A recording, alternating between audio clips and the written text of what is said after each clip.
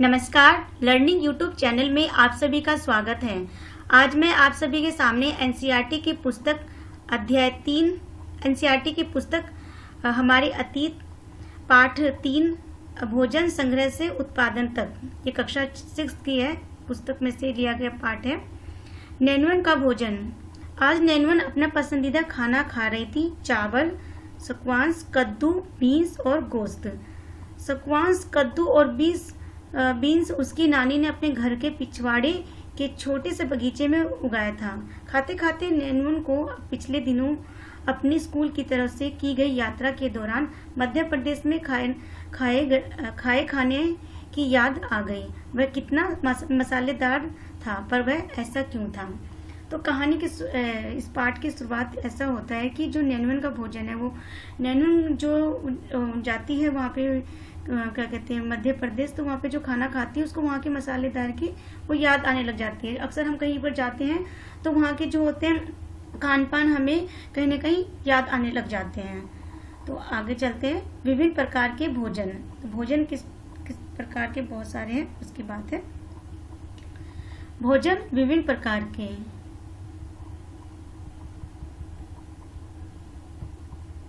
विभिन्न प्रकार के भोजन। आज हमें अपने भोजन का अधिकांश हिस्सा उगाई गई फसलों और पाले गए पशुओं से मिलता है। ये बात बिल्कुल सही है। जितने भी भोजन होते हैं, जो भी हम खाना खाते हैं, तो कहीं ना कहीं फसलों से ही उगाई हुई मिलती है। भिन्न भिन्न फसलों को उगाने के लिए भिन्न भिन्न जलवायु की आवश्यकता पड़ती है। जैसे हो गया कि जो धान की खेती के लिए गेहूं या जौ की तुलना में ज़्यादा पानी की जरूरत पड़ती है। अगर पानी नहीं होगी तो खेती किस प्रकार से होगी, होना बहुत संभव नहीं है। तो इसलिए हम देखते हैं कि किसान विशेष फसल विशेष क्षेत्रों में ही उगाते हैं। यही नहीं, पशुओं को भी अपने अनुकूल वातावरण की आवश्यकता होती है। उदाहरण के तौर पर हम देख सकते हैं कि सूखी और पहाड़ी जलवायु में मवेशियों की तुलना में भेड़ या बकरी अधिक सहजता पूर्वक जीवित रह सकते हैं। ये जो मैं हाईलाइट की हूँ बहुत सारे महत्वपूर्ण बिंदुओं को, तो ये परीक्षा की दृष्टि से भी बहुत ही महत्वपूर्ण है और अक्सर यहीं से एनसीईआरटी की किताबों से ही प्रश्नों का निर्माण भी किया जाता है। तो आप सभी ध्यानपूर्वक सुनिए और देखिए भी। आगे है, नेक्स्ट बिंदु है खेती और पशुपालन की शुरुआत। जो खेती और पशुपालन की शुरुआत किस प्रकार से हुई।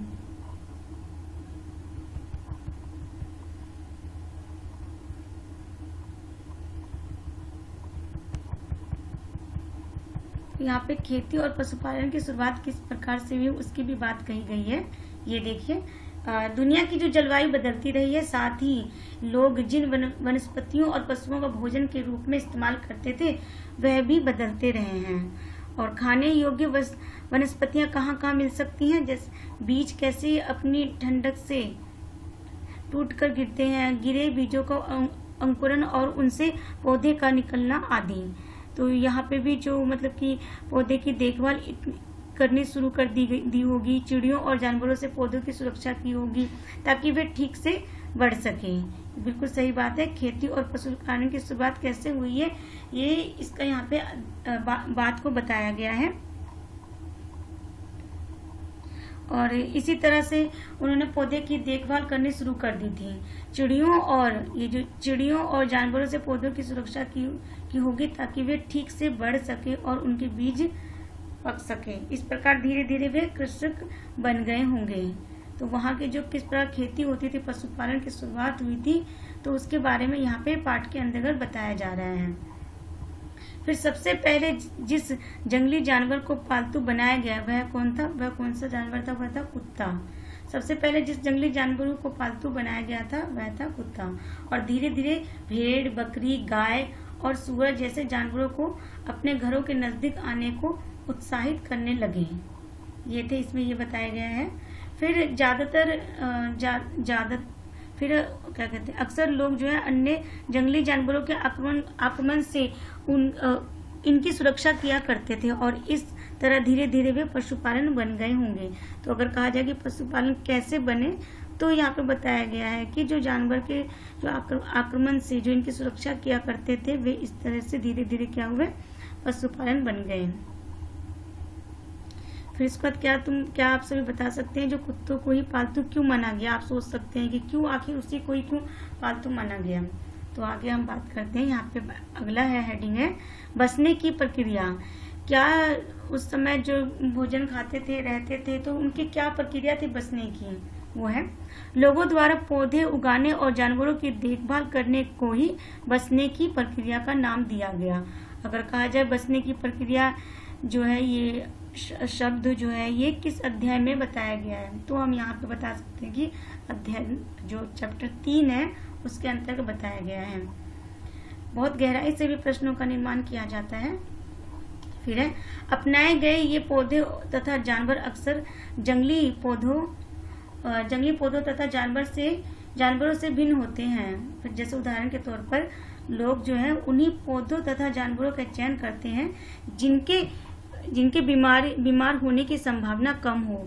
यही नहीं, लोग उन्हीं पौधों को चुनते हैं जिनसे बड़े दाने वाले अनाज पैदा होते हैं, साथ ही जिनकी मजबूत ठंडले अनाज के पके दानों के भार को संभाल सके। मतलब यहाँ पे जो बताया गया है कि आखिर उन्हीं जानवरों का क्यों प्रयोग करते थे, या फिर उन्हीं जो भोजन करते थे उन्हीं का ही क्यों प्रयोग करते थे, आखिर बसने की आखिर उनकी प्रक्रिया क्या थी, वो बताया जा रहा है। फिर जो उन्हीं जानवरों को आगे प्रजनन के लिए जो चुना जाता है, जो आमतौर पर अहिंसक होते हैं। इसके लिए हम देखते हैं कि पाले गए जानवरों तथा कृषि के लिए अपनाए गए पौधे, जंगली जानवरों तथा, तो ये जो चित्र आप देख रहे हैं ये यहाँ पे ये दिखाया जा रहा है, जो जंगली जानवरों तथा पौधों से धीरे धीरे भिन्न होते गए। मिसाल के तौर पर जंगली जानवरों की तुलना में पालतू जानवरों के दांत और सींग छोटे होते थे। ये देखिए ये जो इसके दांत की जो चित्र यहाँ पे दिखाया जा रहा है। फिर है जो बसने की जो प्रक्रिया है पूरी दुनिया में धीरे धीरे चलती रही। यह करीब 12,000 साल पहले शुरू हुई थी। अगर पूछा जाए प्रश्नों में कि बसने की प्रक्रिया का जो साल है कितने साल थे, तो हम बता सकते हैं कि करीब 12,000 साल पहले शुरू हुई यहाँ पे। फिर इसके बाद जो उसी तरह सबसे पहले पालतू जानवरों में कुत्ते के बाद भेड़ बकरी आते हैं। अगर क्रम वाइज आए कि क्रम वाइज भी आ सकते हैं कि कुत्ते, भेड़, बकरी, तो सबसे पहले अगर पूछा जाए कि कौन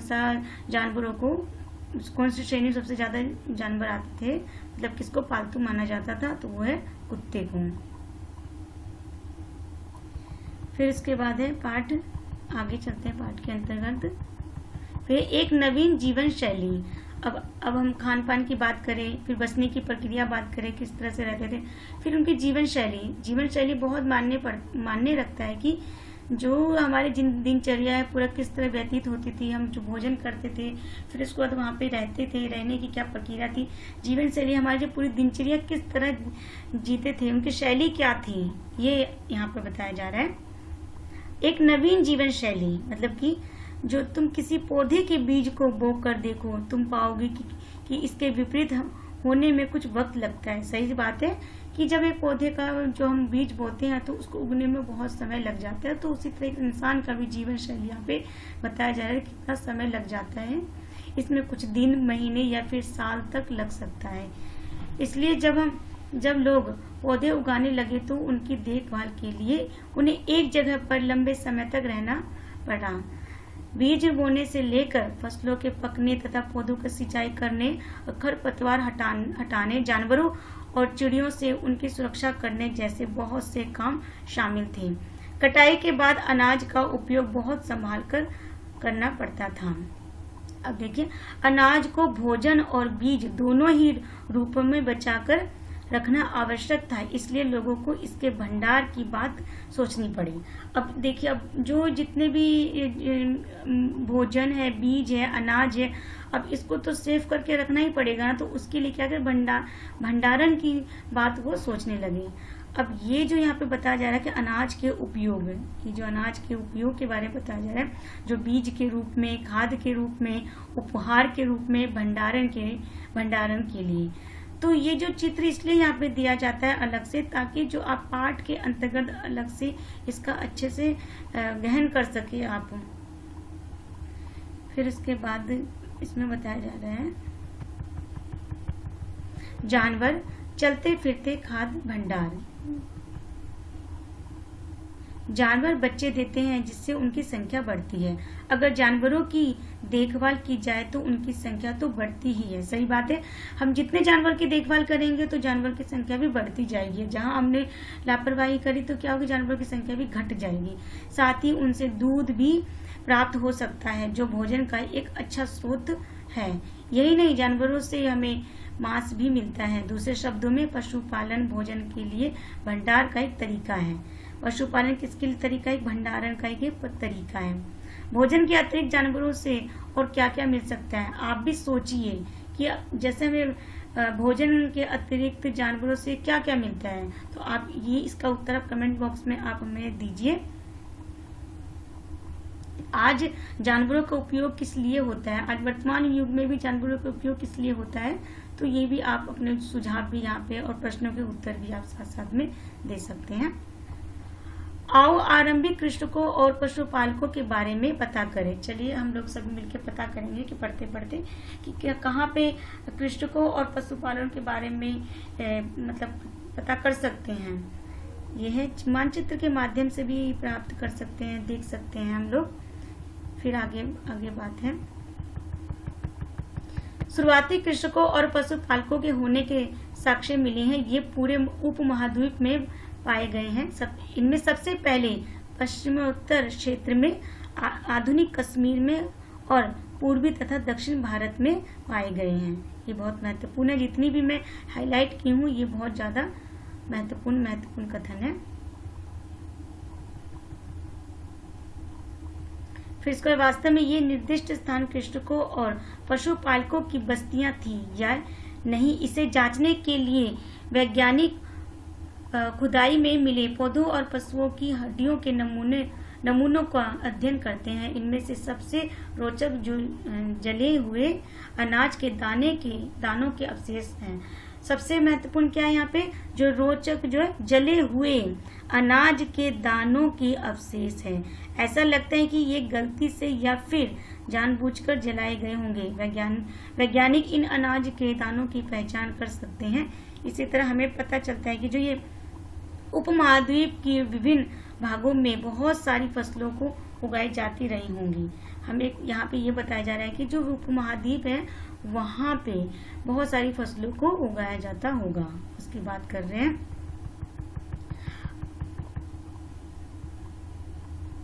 अब ये जो है, ये जो तालिका दी गई है, अब ये तो सच में बहुत ज्यादा महत्वपूर्ण है और यहीं से प्रश्न को पूछा जाता है। जो हमारे एग्जाम होते हैं, सीटेट के, यूपी टेट के, नेट के, जो भी एग्जाम होते हैं, तो यहाँ से ये सब पूछे जाते हैं। अब देखिए, अनाज और हड्डियां और ये पूरा स्थल। पहले गेहूं, जौ, भेड़, बकरी, मवेशी। अब ये क्या, मेहरगढ़। अब इसको ऐसे भी याद कर सकते हैं, जैसे मेहरगढ़ है, माँ है, और यह मवेशी माँ है। तो यहाँ भी थोड़ा सा ध्यान रख सकते हैं, आधुनिक पाकिस्तान। फिर अगला है चावल, जानवरों की हड्डियों के टुकड़े। कहाँ पे मिलता है ये, कोलिड हवा। जो कोलिड हवा है मतलब वहाँ पे ठंडी ठंडी हवा जो है वो वहाँ पे आती है। और ये आधुनिक है उत्तर प्रदेश में। कहाँ पे ये कोलिड हवा जो ये उत्तर प्रदेश में है। फिर है चावल, मवेशी, मिट्टी पर खुरों के निशान। अब ये कहाँ पे, महागढ़ा जो आधुनिक उत्तर प्रदेश में है। महागढ़ा, अब देखिए कैसे इसको याद कर सकते हैं। महागढ़ा जो गढ़ते हैं वो किस पे, मिट्टी पर खुरों के निशान, और ये चावल और मवेशी है। ठीक है। फिर अगला गेहूं और दलहन, इसका है कुंभकराल, मतलब आधुनिक कश्मीर में। अगला है गेहूं और दलहन, कुत्ते, मवेशी, भैंस, भेड़, बकरी। और ये कहाँ पे पूरा स्थल है, ये बुर्ज होम। कहाँ पे, बुर्ज होम से ध्यान रखिएगा इसको। तो गेहूं है, दलहन है, कुत्ते है, मवेशी है, भैंस है, भेड़ है और बकरी है। कहाँ है ये, बुर्ज होम पूरा स्थल। फिर इसके बाद गेहूं, हरे चने, जौ, भैंस और बैल। और ये चिरांद कहाँ है, आधुनिक बिहार में। पूरा स्थल कहाँ मिला इसका, ये पूरा स्थल जो है चिरांद। उसके बाद है काला चना, ज्वार, बाजरा, मवेशी, भेड़, सुअर। और ये है पेयमपल्ली जो है आधुनिक आंध्र प्रदेश पूरा स्थल है।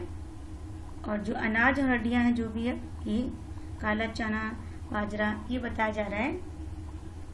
फिर इसका जिन जगहों पर अनाज तथा हड्डियों के अवशेष मिले हैं, ये उनमें से सिर्फ कुछ ही हैं। जो जितने बताए गए उनमें से कुछ ही हैं। आगे चलते हैं। इसके बाद हम इस पाठ में क्या क्या और बताया जा सकता है।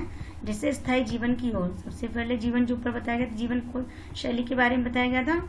अब आगे जो यहाँ पे है स्थायी जीवन की ओर, पुरातात्विकविदों को कुछ पुरास्थलों पर झोपड़ियों और घरों के निशान मिले हैं। किस चीज के निशान मिले हैं उनको? झोपड़ियों और घरों के निशान मिले हैं।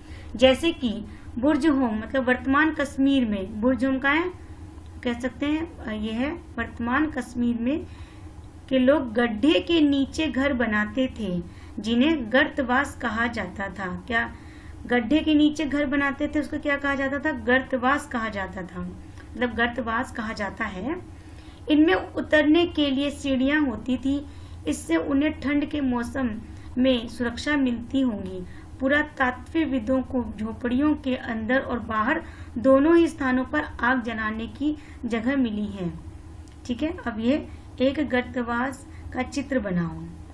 अब जैसे जो बहुत सारी जगहों से जैसे पत्थर के औजार भी मिले हैं, और जिसे इनमें से कई ऐसे हैं जो मतलब कहलाते हैं पुरापाषाण युगीन उपकरणों से भिन्न है, इसलिए इसे क्या कहा जाता है?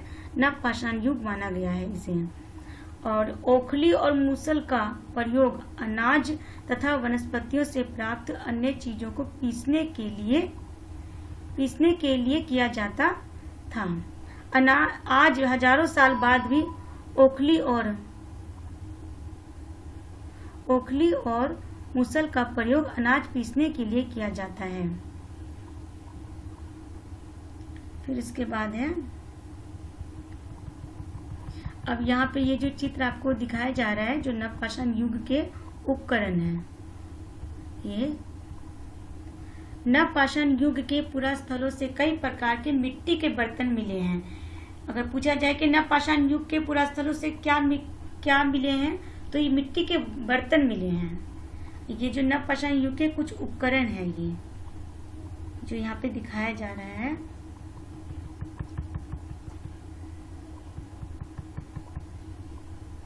अब ये चावल, गेहूं और दलहन जैसे अनाज अब आहार का महत्वपूर्ण हिस्सा बन गए हैं।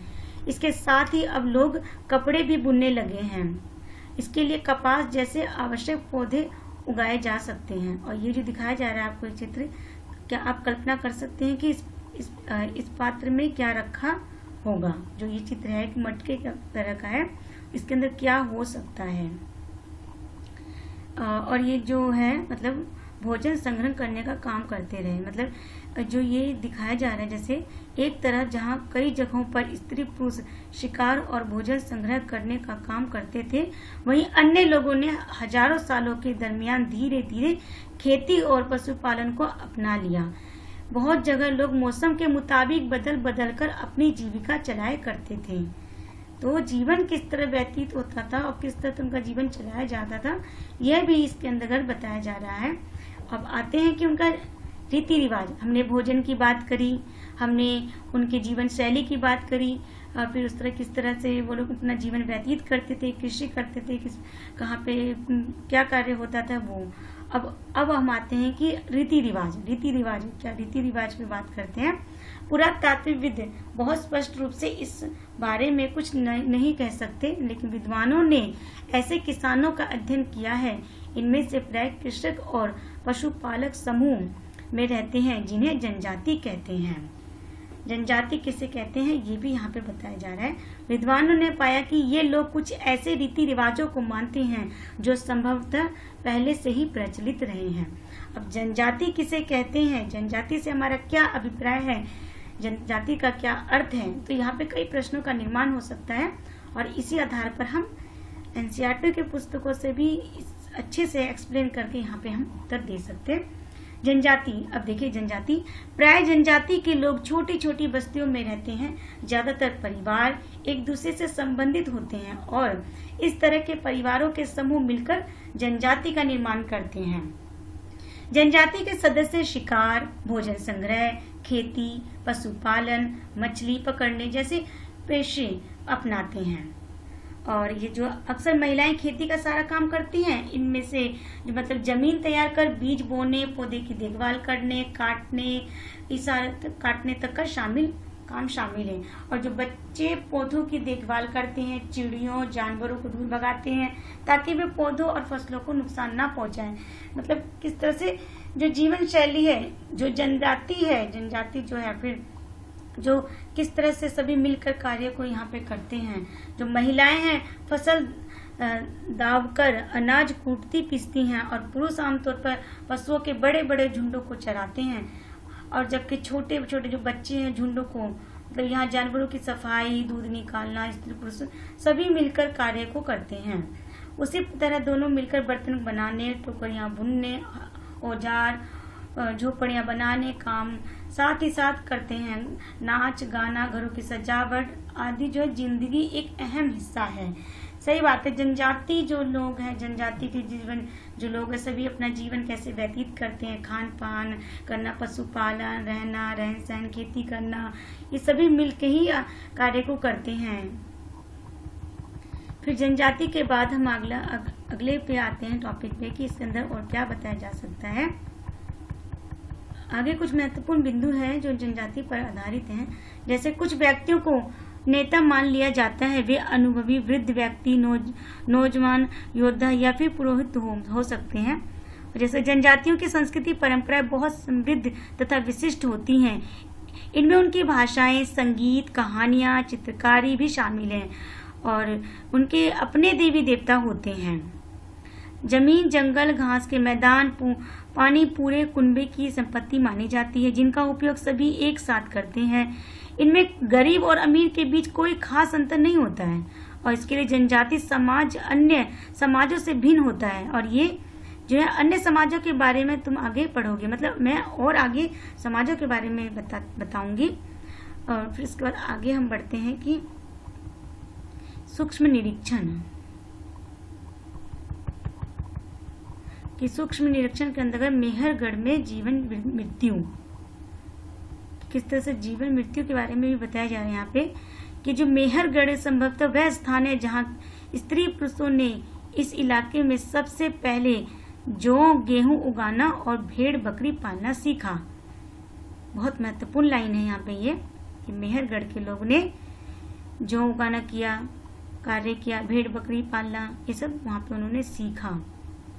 फिर इसके बाद यहाँ जो है खुदाई में सबसे पहले के स्तरों से पुरातात्विकविदों को विभिन्न प्रकार के जानवरों की हड्डियां मिली।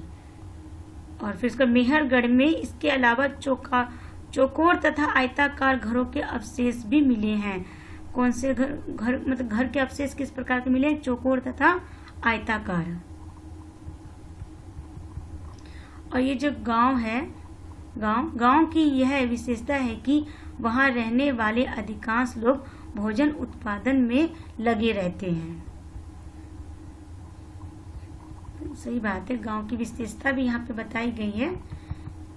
फिर इसके बाद हम आते हैं, ये आप देख सकते हैं कि यहाँ पे फिर इसके बाद जो मेहरगढ़ में ऐसी कई कब्रें मिली हैं। एक कब्र में एक मृतक के साथ एक बकरी को दफनाया गया था। संभवतः इसे परलोक में मृतक के खाने के लिए रखा होगा। यहाँ पे एक चित्र है जो इसमें दिखाया जा रहा है कि मेहरगढ़ में ऐसी कब्रें मिली हैं जहाँ पे क्या कहते उन्हें जब दफनाया गया है मृतक को। मेहरगढ़ के घर का चित्र। मेहरगढ़ के घर शायद ऐसे दिखते हैं। तुम जिस घर में रहते हो उसके साथ इस घर की क्या समानता है, क्या अंतर है, ये भी बता सकते हैं किस प्रकार से है। मेहरगढ़ की कब्र का चित्र। क्या तुम बकरी की कंकाल को पहचान सकते हो? ये जो यहाँ पे ये है मेहरगढ़ में जो मिला है ये चित्र। फिर इसके बाद है,